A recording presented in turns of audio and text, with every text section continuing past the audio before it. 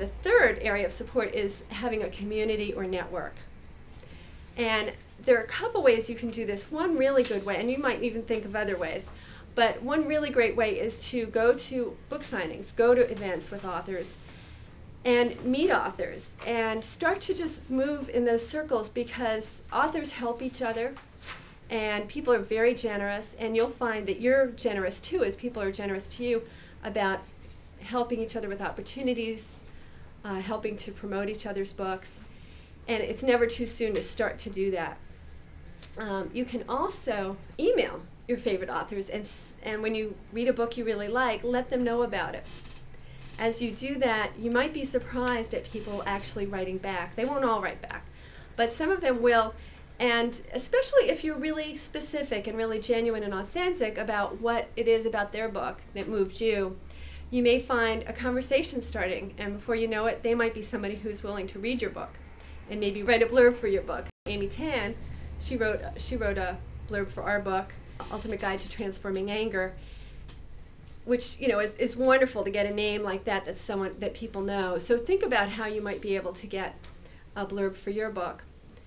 And another way to form community is to take a course. And I, for instance, do offer courses on writing books. We do it by teleseminar and by private coaching sessions. But that's a great way to take a course where you're with other people who, again, will support each other for writing the books and completing them and getting it done and egg each other on. So that's a great way to do it too. The last type of support I'm going to talk about is professional support. And if you want to really reach people and sell a lot of books, you want to write a really good book. And that means that it's polished, it doesn't have a lot of extraneous information, and also the language is engaging. Language is an interesting thing because spoken language is very different from written language, and you can speak something and really engage a group of people.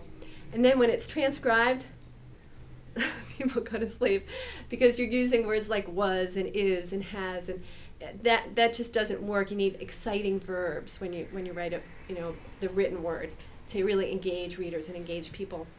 So you want to polish that book, and one way is to run it by your readers, again, people who are your niche audience that you're gearing the book to.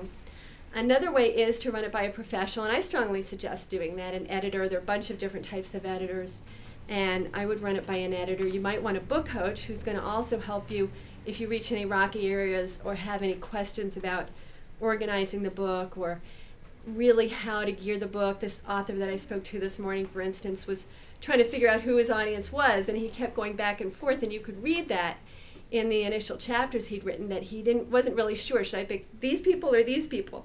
The financial advisors, or should I pick the people who actually are hiring them? And so he had to make that decision before he can ever write the book, because otherwise it's not going to speak to the right audience. So you need to really make those decisions, and you may find that a coach can really help you with that. Or somebody else who has already published, maybe it's a friend who's already published a book. But I would strongly suggest, really talking to other people who are authors who have written good books and books that you like to get a sense of what you really want to be writing.